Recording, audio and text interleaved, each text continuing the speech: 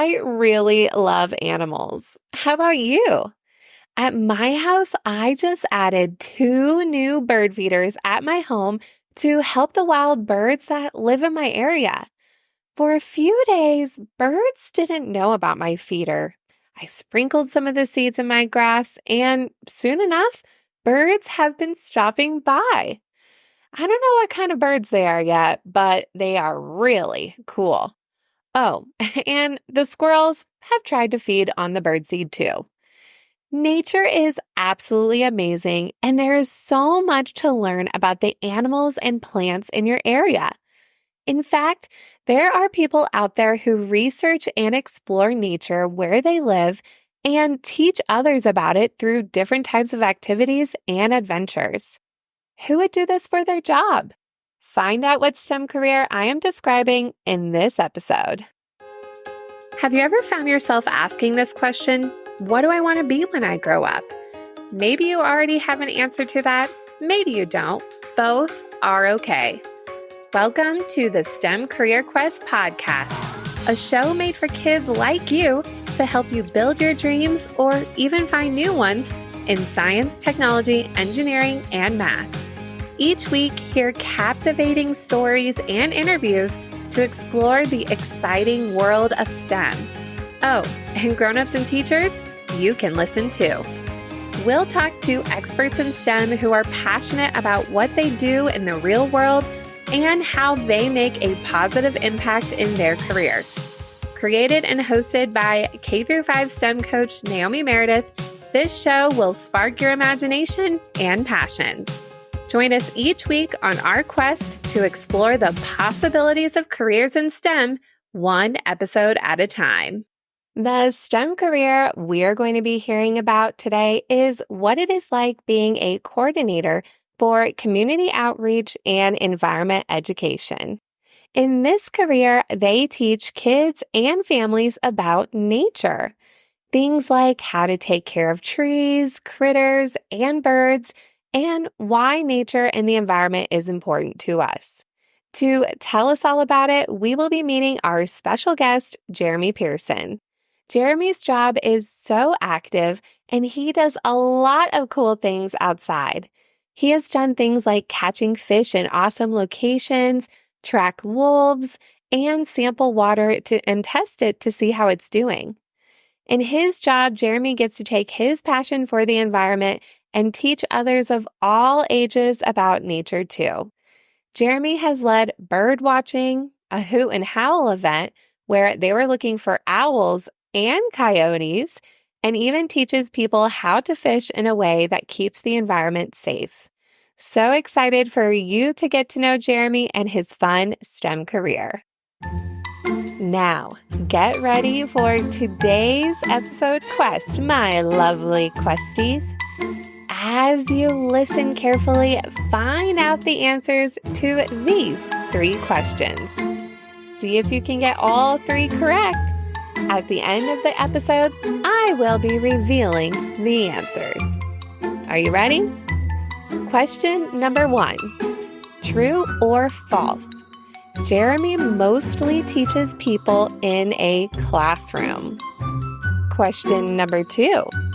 What is one of Jeremy's favorite programs he gets to teach that is coming up soon? And question number 3. What is a game that Jeremy sometimes plays with the people that he teaches? Be a careful listener. Now let's jump into this episode. Well, thank you so much, Jeremy, for being here today. We're so excited to hear about everything that you do when it comes to STEM. If you wouldn't mind sharing with us, what is your STEM career and how would you describe what you do? Yeah, for sure. Thank you so much for having me on today. So I am a environmental educator. So similar to how you may have a teacher that teaches math or teaches English, I teach people all about the environment. So that ranges from trees to butterflies to birds, animals, and mammals. And I teach people of all ages, from kids that are in school to adults to families. That's so amazing. Are you typically in a classroom or do you get to be out in nature with what you do? I'm usually outside. I usually get to spend days going on hikes, looking for birds out in forests, on lakes. I occasionally do some work in classrooms, but for the most part, I am surrounded by nature because that's the best way to tell everybody about it and get people excited about it. That is so amazing. I'm learning to be better about in nature. I just got some new bird feeders and I got my first two birds today. So I'm really That's excited about exciting. that. Yeah, that's really great. That's super exciting. Yay. Okay, so along with that, you get to be outside, and I bet there's a lot of cool things. But what would you say is the coolest part about your job? Honestly, the fact that I get to spend so much time outside and that I get to tell people about my favorite thing, which is nature. I love being outdoors. I love going on hikes. I love seeing birds and animals and turtles like the Mm. ones behind me over here. And I get to tell people about it. And the people that come out are just as excited. They've got questions for me. People will come out, oftentimes young kids, and they'll say, "This is my favorite turtle," or they'll tell me facts about Oh, their favorite frog or their favorite fish, and we get to share that. I get to learn a lot of really, really cool stuff about nature that people might want to tell me about, which is really, really exciting. I'm always learning as well as teaching people. I love that you say that. I definitely, there's so much to learn about science. The learning never stops. That's right, definitely. So if you guys are watching the video, Jeremy has a really cool background with some turtles behind him. You have a cool story about those turtles? What is the story behind those little guys? Yeah, that's right. So I'm very, very lucky. My parents have a cottage. I grew up there, and I'll talk about this a little bit later. But a couple of summers ago, my mom was paddling along and saw these turtles on this log. She loves taking pictures of nature. Her and my dad are kind of what got me into this. Their excitement for nature is what made me get so excited about it. And so she sends me this photo and she says, "Oh, look at these turtles on the log." And I look at them and you can see kind of in this one over here, the little bit of yellow. I don't know if you can see that on the belly or not, Mhm. but that means that it's a Blanding's turtle, which is very, very rare. It's a threatened species, which means that it needs a little bit of help, that, it's not doing too well. And I said, "Oh, that's really exciting. We don't see those very often."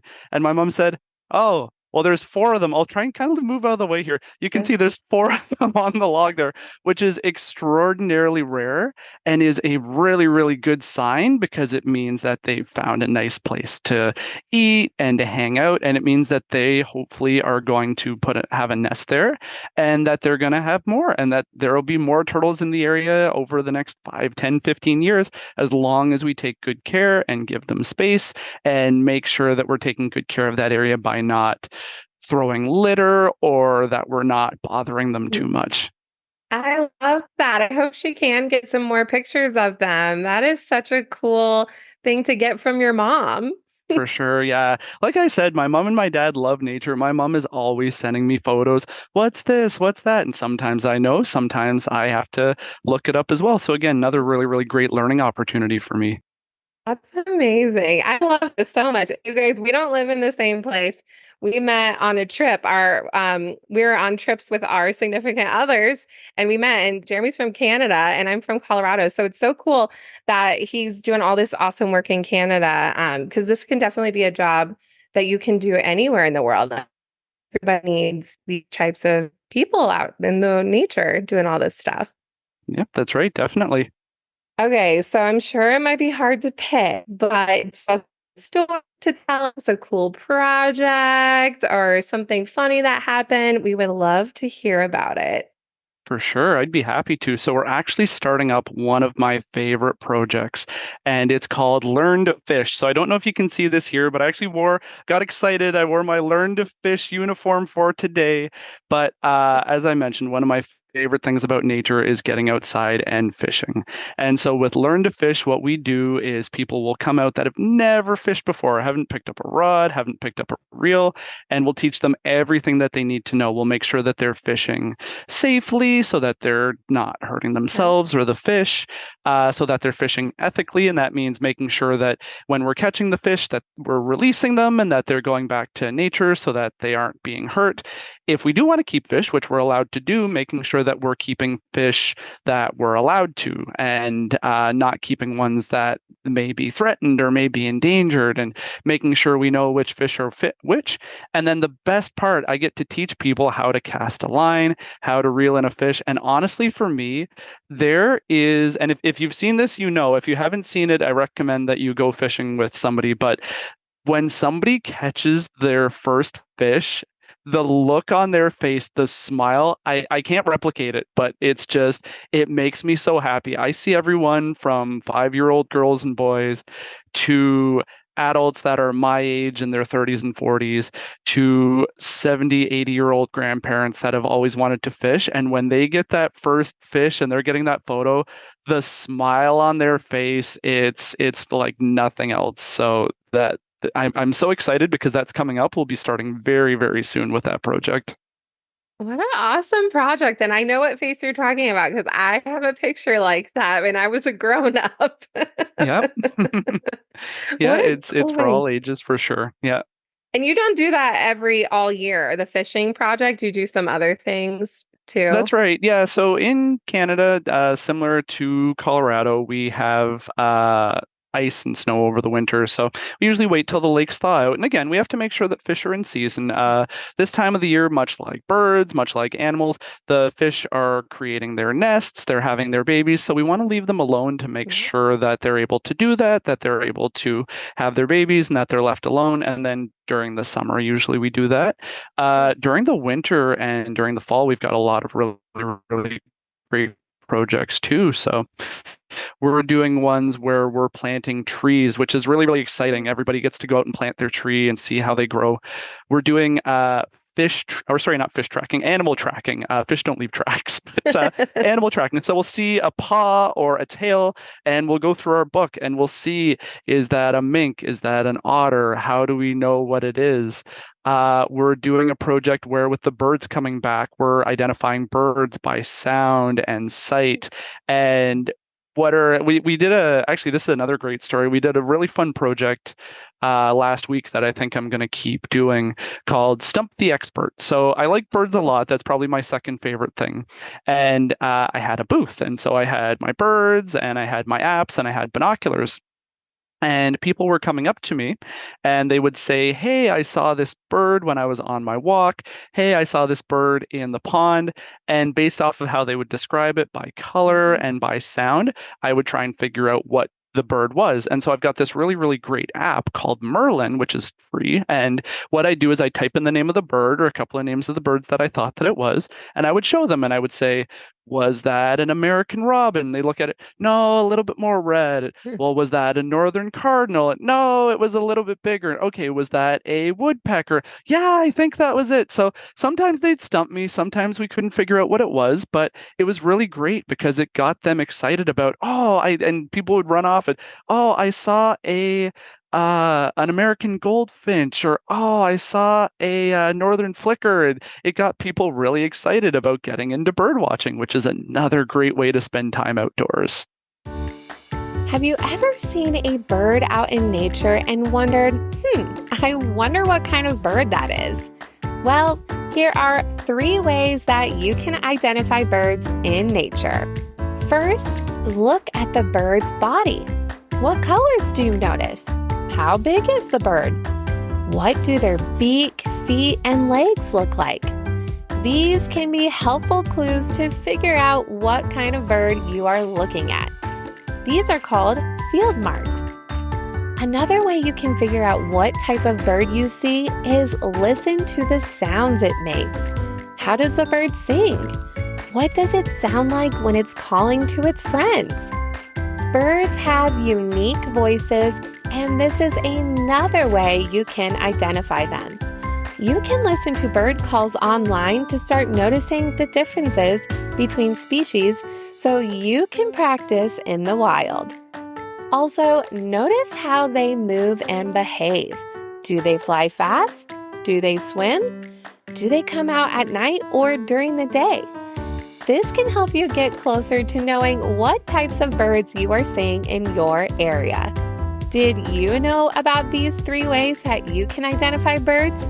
Try them out the next time you see a bird out in nature.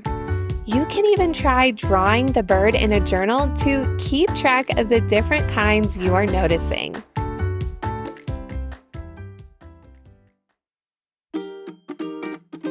Loving the STEM Career Quest podcast and want more?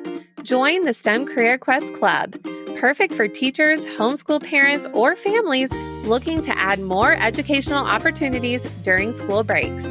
Inside, you get access to a private community of other STEM Career Quest listeners, comprehension guides for each episode, teaching slides for each episode where it is broken up into chunks so you can listen in smaller segments, related STEM activities you can complete with simple materials, one monthly virtual STEM field trip, and more.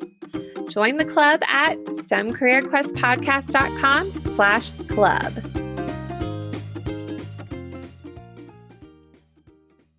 That's so cool. I want to have your job, and I love you get to do so many different things.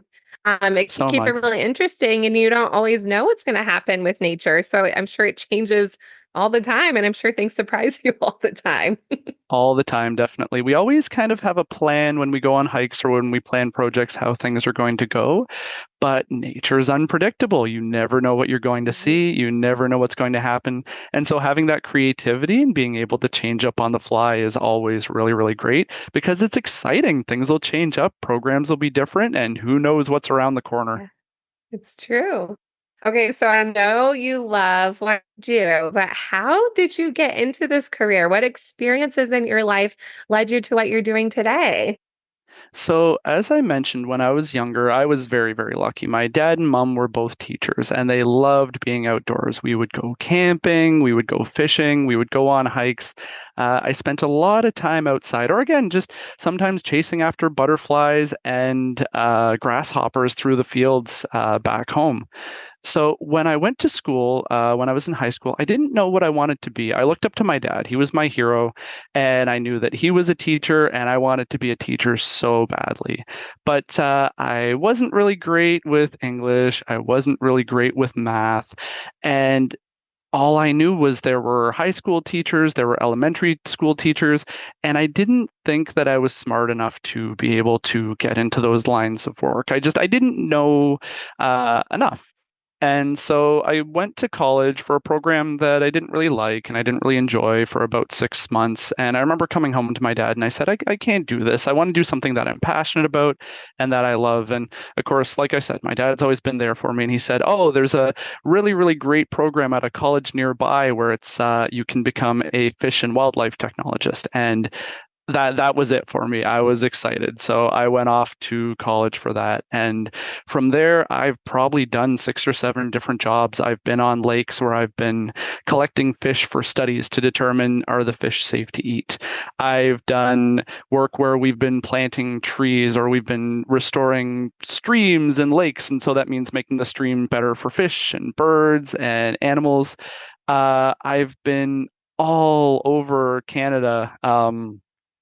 From Edmonton out west to different places in Ontario, hours and hours away. And finally, I was able to just by luck actually get a job being a environmental educator. I wasn't sure. Again, it had been so long, I wasn't sure if I was going to be smart enough or good enough to be a teacher.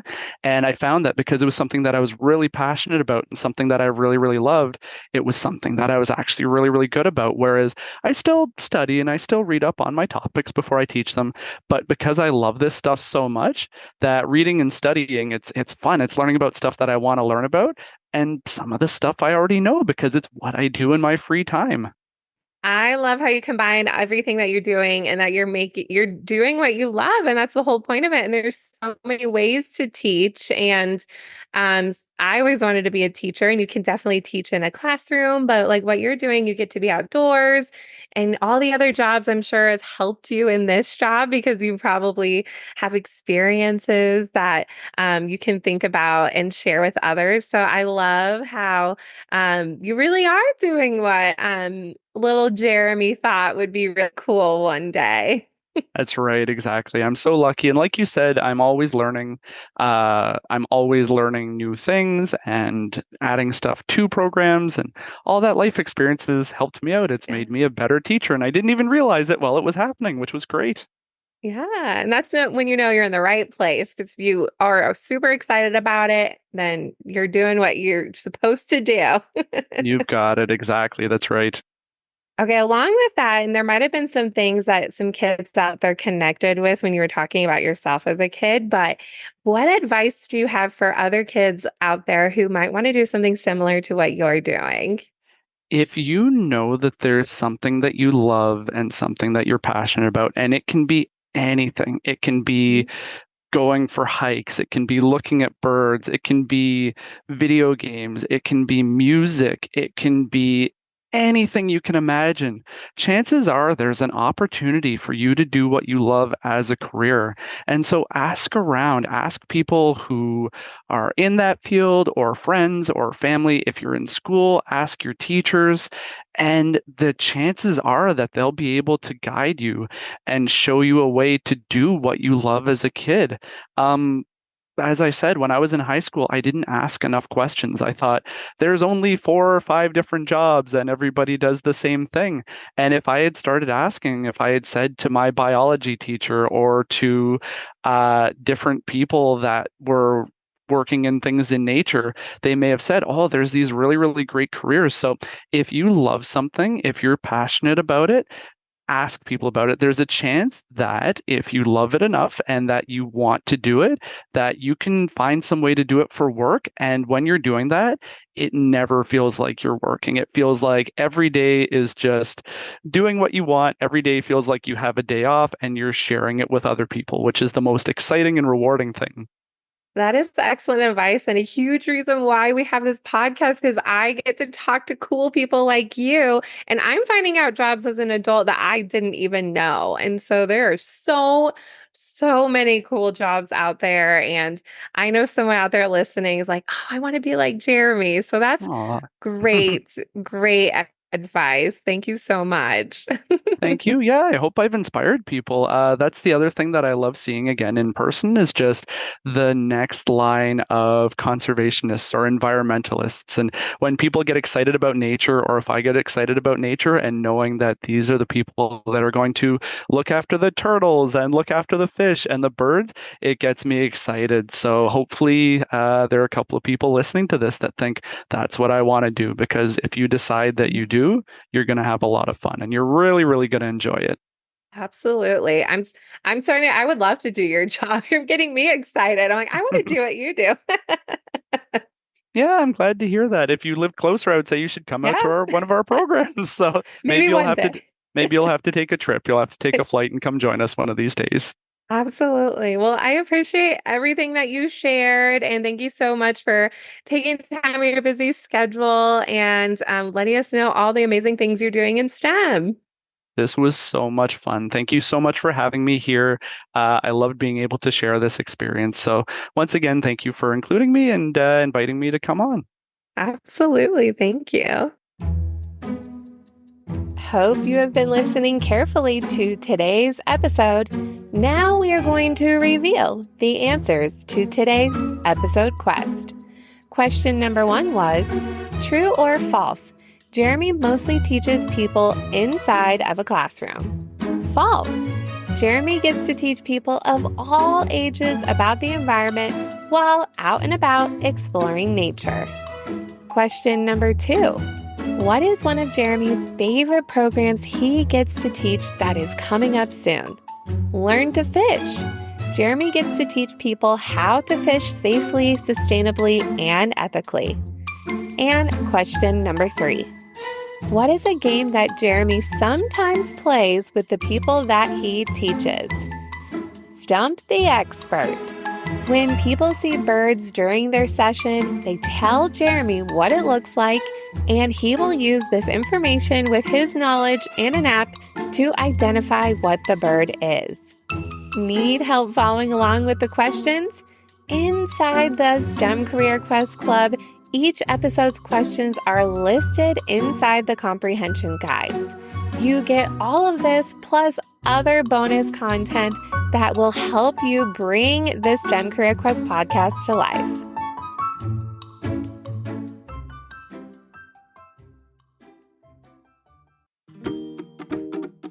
Loving the STEM Career Quest podcast? Want to be featured on the show?